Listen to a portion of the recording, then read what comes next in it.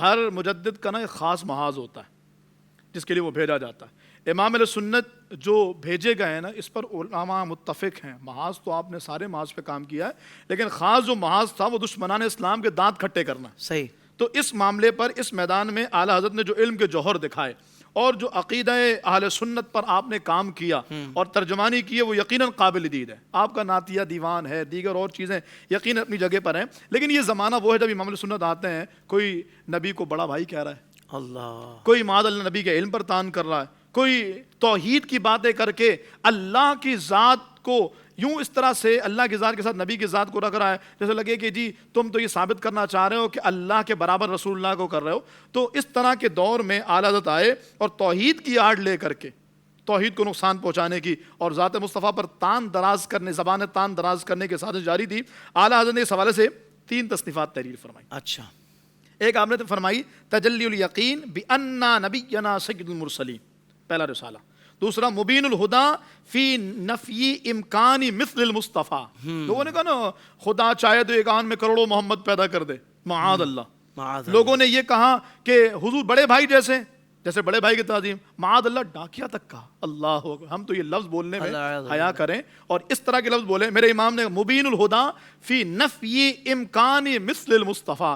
اگر کوئی دوسروں کا عالم یہ دیکھ رہا ہو نا تو اس کو ان لفظوں کے ساتھ ہی ذوق آنا شروع ہو جائے کہ امام نے نام کتنے خوبصورت رکھے ہیں سرکار کی شان و عظمت بیان کرنے کے لیے. تلألؤ الافلاک بجلالی حدیث لولاک, وہ ہے نا لولا کا, اے محبوب اگر تمہیں بنانا نہ ہوتا تو رب ہونا بھی ظاہر نہ کرتا. حافظ صاحب یہ پروگرام آپ کا اللہ کرے سوشل میڈیا پر رہے, لوگوں نے ان حدیثوں کا رد کیا ہے اور امام نے پورے رسالے لکھ ڈالے ہیں, کہا یہی وہ حدیثیں ہیں جو امت کی جان ہے اور سند صحیح سے یہ حدیثیں ثابت ہیں اور اس پر آپ نے سرکار کی شان و عظمت بیان کی ہے. ایسے ہی رسول اللہ صلی اللہ علیہ وسلم کے عطائی علم غیب پر جب اعتراض ہوا, وہ تو الدولۃ المکیہ تو آپ نے لکھی اور جس میں آپ نے کمال کیا, لیکن آپ نے جو فتاوی رضویہ شریف میں 29ویں جلد میں ایک رسالہ لکھا انباء المصطفیٰ بحال سر وخفا, اس میں رسول اللہ صلی اللہ علیہ وسلم کے عطائی علم غیب پر جو آپ نے کمال گفتگو کی ہے. یعنی ہمارا نوجوان جو کنفیوز ہوتا ہے, یار یہ لوگ کہتے ہیں یوں فلاں ایسا, اعلیٰ حضرت نے اس محاذ کو تنا نہیں چھوڑا.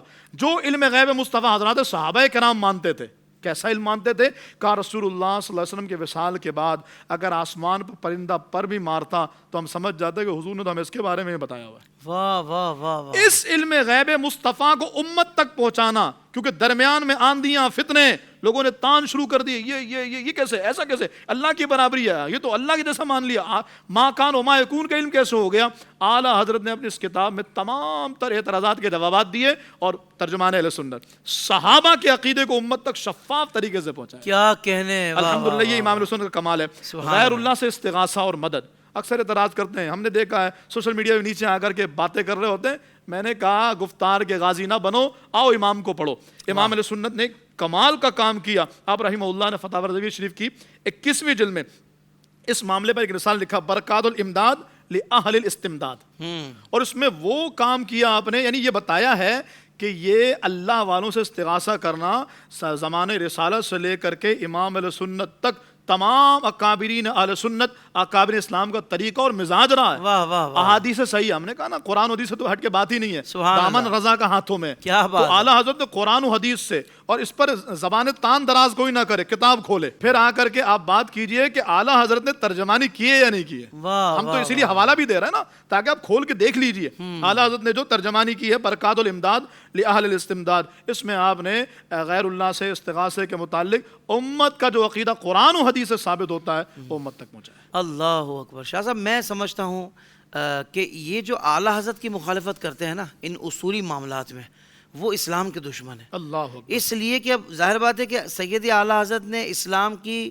جو دین کی جو اصل شکل ہے, جو ماشاءاللہ 1300 سال سے سید اعلیٰ حضرت تک پہنچی تھی, آپ نے اس کو بگڑنے نہیں دیا. آپ نے دھند کو دور کیا, گدلا پن جو لوگ ڈالنا چاہ رہے تھے اس کو دور کیا.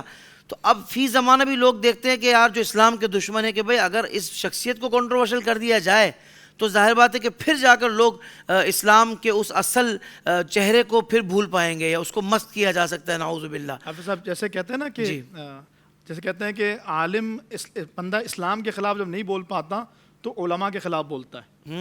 ایسے ہی اب اعلیٰ حضرت چونکہ اسلام کا کام کیا, اب ڈائریکٹ اگر یہ کہیں گے اسلام کا کام کیا انہوں نے اور یوں کر کے کریں گے تو لوگ نہیں مانیں گے. تو اب ان کے خلاف منفی پروپیگنڈا, ایک فرقے کے بانی تھے, یوں کیا منفی باتیں کرنی شروع کر دی. اور در حقیقت آپ کا جملہ سونے کے حروف سے لکھنے کے قابل ہے الحمدللہ کہ اعلیٰ حضرت دراصل یہ ترجمان اسلام ہے.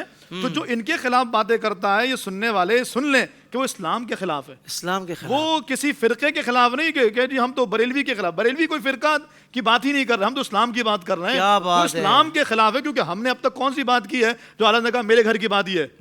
وہ امت کا جو عقیدہ سرکار کے زمانے سے چلتا چلا آ رہا ہے اس کی ترجمانی کر رہا ہے. تو ایک بات بتا دیجیے آپ جو ہم نے کی اور رسالے کا حوالہ دیا, یہ میرا اصول ہے, یہ میرا اصول ہے, میری کمیٹی کا ہے, یہ میرے گروپ کا ہے, ایسا تو ہے ہی نہیں, ایسا کچھ ہے ہی نہیں. کیا بات ہے, کیا بات ہے, سبحان اللہ. زندگی کے تمام شعبوں میں دینی رہنمائی حاصل کرنے اور آخرت کو بہتر کرنے کے لیے ہمارے YouTube channel Islamic digital studio کو سبسکرائب کر لیں اور بیل آئیکن بھی پریس کر لیں. قرآن سے بھی ملاتا ہے.